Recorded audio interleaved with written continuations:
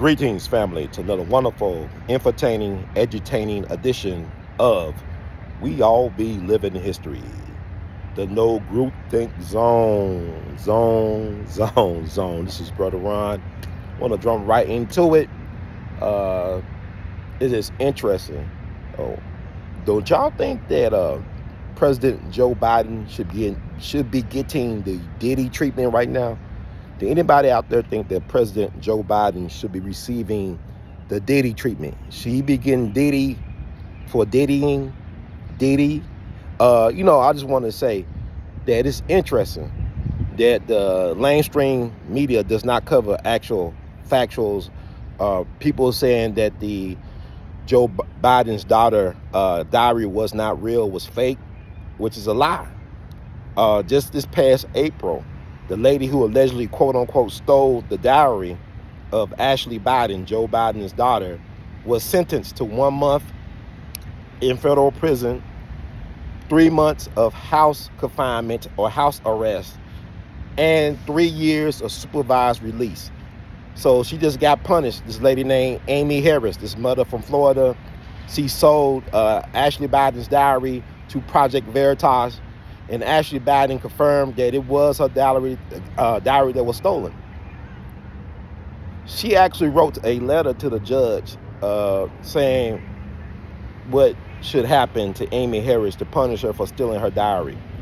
Now, people want to say that what was allegedly published from the diary was a work of fiction, that the diary itself was a work of fiction, but it is far from a work of fiction. It is actually nonfiction. And the things that have been alleged in said diary.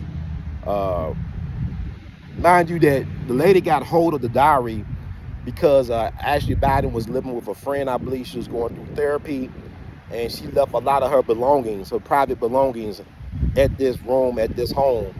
And the lady, from my understanding, for what I read, she moved into the room after Ashley vacated the premises.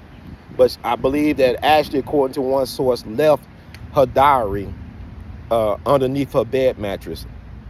And so the lady got possession of it, realized what it was. From my understanding, she was thinking about, along with a partner in crime, I guess, of giving the diary to the Trump administration or Trump campaign. But then she decided to sell it to Project Veritas, I believe, for $20,000. It says $20,000 because she got to, I guess, pay back $20,000 for selling the diary. Some sources say $40,000. I don't really know. But what I do know is that the diary is not an urban legend. It's real, just like Hunter Biden's laptops were real. And mainstream media kept on saying it wasn't real. But yet the evidence is out there online. Take a look. It's all online. Also, President Biden's brother, Frank, I believe his name is, his younger brother, little brother, baby brother, grown brother, he had some naked selfies on this gay website.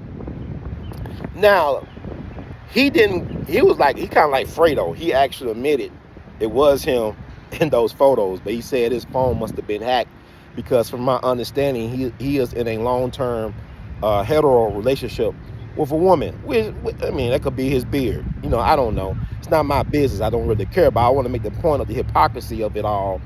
How Trump has been maligned and bullied in the mainstream media, how his public perception and reputation has been mired in the mud as we speak, but yet Joe Biden gets Teflon treatment. He's really the Teflon Don to me, not Donald Trump, who is like going through the mud and muck and mire of everything. But Joe Biden has been accused or was accused by one of his former staff members of improper conduct, of violating people's spaces and places. And they really, it was several women, from my understanding or overstanding, came out against Joe when he was running for president back in 2020. They came out and accused him of improper conduct, sexual misconduct, and things of that nature. And that was silenced immediately. People talk about Donald Trump saying, grab him by the coochie cat. But yet he was talking about, when you look at the context, about the privileges of a celebrity. Now, I guess celebrities don't have that post Me Too, Time's Up. Now, everything is different. But Joe has been accused of proper misconduct as it relates to the ladies. And in the diary, allegedly, it said the president was taking showers with his daughter, allegedly. Now, I think the contents of the diary is available online. But I think Ashley Biden, by her writing the letter to begin with and saying that she was violated with her private property being stolen, in my words, confirmed that whatever was leaked out in that diary and made available to the internet is actual, factual. And this is not about being discouraging, but my thing about the Diddy thing, how is it that, Joe Biden can not be held accountable for alleged crimes and yet, or alleged misconduct, improper behavior, and yet people say it's over for Diddy, but we let a guy become president of the United States who had questionable character and ethics. I ain't talking about no Donald J. Trump either, because it's easy to Trump on Trump. But my thing is, let's be honest and fair in our assessments of the whole thing. Like, why is this like, hands off with the Biden thing? And I think he was very hands-on in a lot of ways. But I think the way they treat Trump, Biden should get the same type of treatment. The first debate is coming up in June, and I believe that the moderator or somebody brave, profiles, and courage should bring up the diary as well as the laptop situation, because the Ukraine thing is not what people think. It's more about Biden protecting the interests of his family. He talked about bragging as vice president, denying Ukraine $1 billion in a support if they continue to go after the allegations against his son Hunter's business partner, Ukrainian business partner. And also the laptop, so-called major mainstream legacy outlets confirmed like a year or so after Joe Biden took the White House that the laptop thing was authentic. And I think that's interesting. Like, we talking about Donald Trump going to court for these allegations, which is silly with the hush money thing. I mean, all those presidents are guilty of something. It's like with Diddy, y'all, we're going to cancel Diddy. They ain't canceled Thomas Jefferson. Can you imagine the shenanigans that were going on at Monticello in Virginia with Sally Hemings and the rest? Can you imagine things that would have caught on camera with Thomas Jefferson? They even said Benjamin Franklin was a suspect serial killer. It's not me saying that, but the founding fathers ain't no better than Diddy. And to me, Diddy is just a continuation of the same old, same old. It's like, if Frank Sinatra, none of these golden age Hollywood icons and all these cultural icons from back in the day could survive social media today. Clark Gable was accused of not taking no when it came to one of his co-stars, Loretta Young. He was accused of violating her space, and they actually had a kid, I guess a love child. Like Loretta Young, the actress, said that, he violated her. This is an iconic figure in Clark Gable. Frank Sinatra.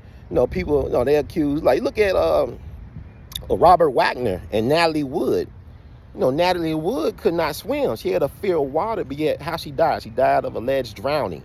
But she was on a boat with her husband, Robert Wagner, and alleged, partner, and also co-star. Y'all know who he is, Christopher Walken. But yet, Robert Wagner, a lot of innuendo. What makes the situation with Robert Wagner and Natalie Wood so different from the Diddy and Kim Porter situation? Or if I bring up Marilyn Monroe or Judy Garland, because people say, well, if Diddy had done that to Jay Lopez or anybody else, or so-called white woman, they would have put them in prison. Nah, not if the statute of limitations ran out. 8 years was up, 8 years up, they can't do nothing.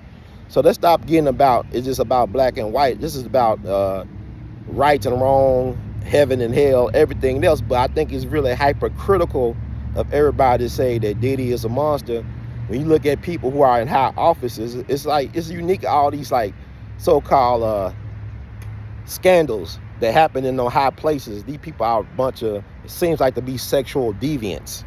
It's like the more power they get, the more sexually deviant some people become. So like, I think Joe Biden hold his feet to the fire like y'all do Trump. Like, if y'all talking about Trump did this and that, talk about the stuff that Biden and family did, but don't be held accountable for. Like even his son Hunter Biden, and allegedly had affairs with his dead brother's wife, her sister, and other people. So I don't want to hear about it, but I do want to hear about it. But what I want to say is, make America fair for once in our lifetimes. Make America fair. That's what I'm going to say. God bless everybody. The words of Great Duke Elton, we love you madly. Y'all keep on producing and pushing. Like I said, it's not, the irony does not escape me. Boss Crump, the stuff that he did, and yet they got a statue in a very high profile place. And my thing is, don't remove the statue. Just make sure that we could put a historic marker near this statue, or even in Elmwood Cemetery where he's buried, to talk about some of the state-sponsored white terrorism that he did towards black people in Memphis. Okay, take care. God bless. Keep on producing and pushing, and we love you madly once again.